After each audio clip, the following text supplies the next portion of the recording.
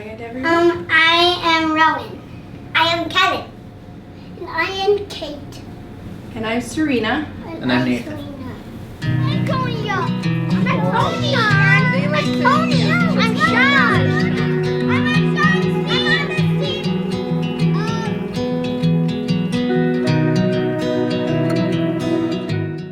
My journey started back in probably the early fall.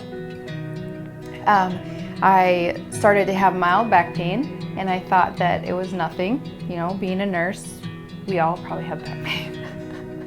Anyway, I had just started anesthesia school, ironically, so there's a lot of stress there.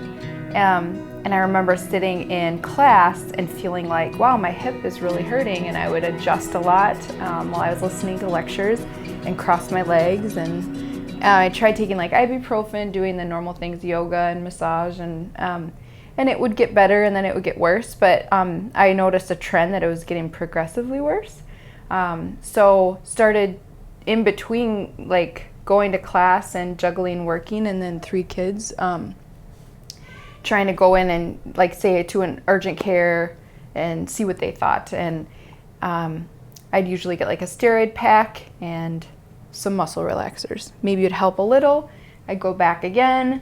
Finally I went into Twin Cities Orthopedics and got an MRI that showed I was totally normal. My spine was totally normal. So I was kind of dumbfounded what's going on.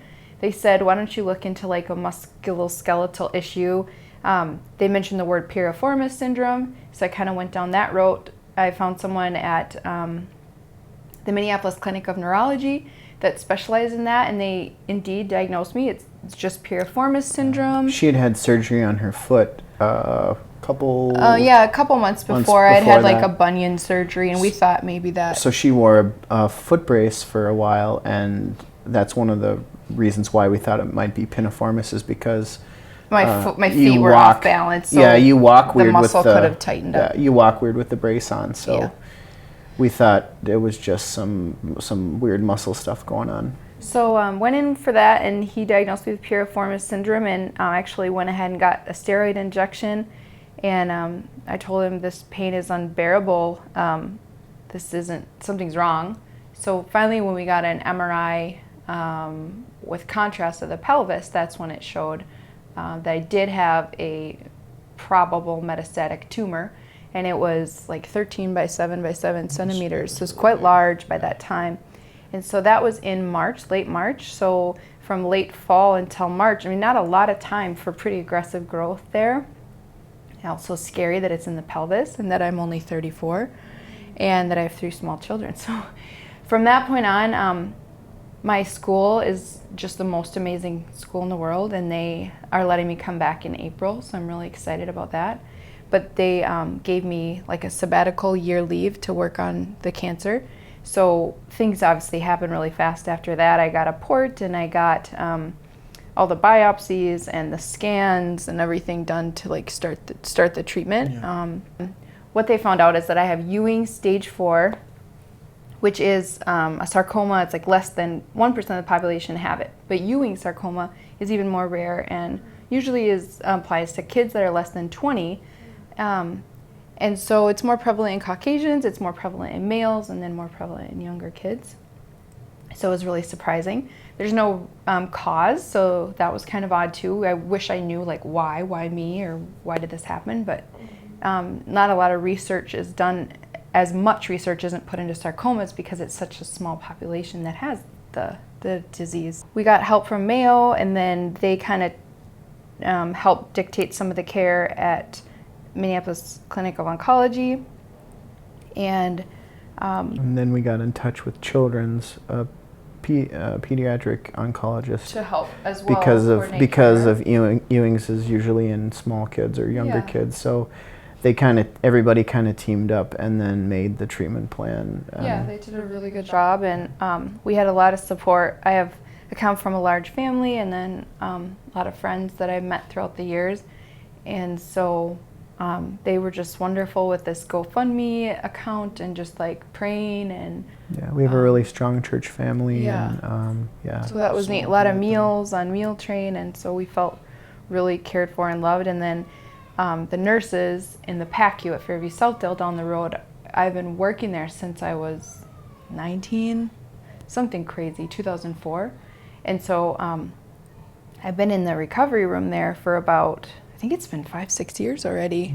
And then I also work in the ICU. And so they kind of rallied around me, and they were the ones that nominated me for this. And they're just been really, really wonderful, and coming and checking on me and texting, calling, and bringing food, and really supportive. What I've gone through is chemo, and that was very, very hard on my body and on our family. And so obviously it comes with a lot of complications. So there was, I got like a blood clot in my arm and thrush all the way through my GI tract. And you lost about 60 pounds in 3 months or something. It was crazy, yeah.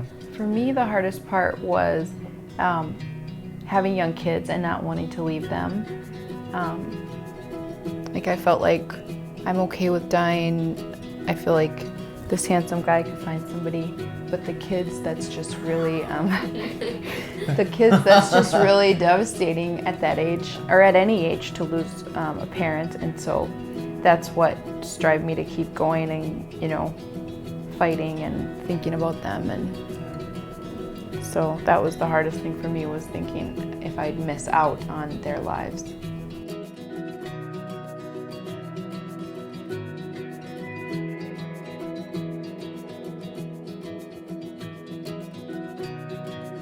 How about you? For me, I would think my mom passed from cancer when I was 16, so I've kind of done the whole thing. And my family was away, my brother and sister were away, so I took care of her quite a bit. So it's kind of like God prepared me for this through my mom.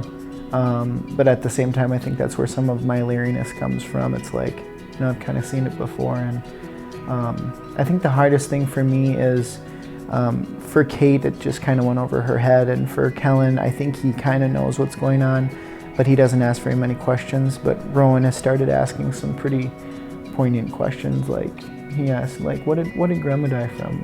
And I said, well, Grandma died from cancer. And he's like, well, that's what Mom has. And it's like, yeah, that's what Mom has. And he just kind of, his eyes kind of got big and he went quiet. So I think that's been the hardest thing for me, is seeing her in pain. Like, when this all first started out, or in the beginning, her pain level was super high, and I just felt like I really couldn't do very much to help. So that was really hard. And then explaining to Rowan, especially, what could possibly happen has been hard. But all the kids have been really strong through this, and have had a lot of support through small group members through our church and stuff like that have helped talk to him too. So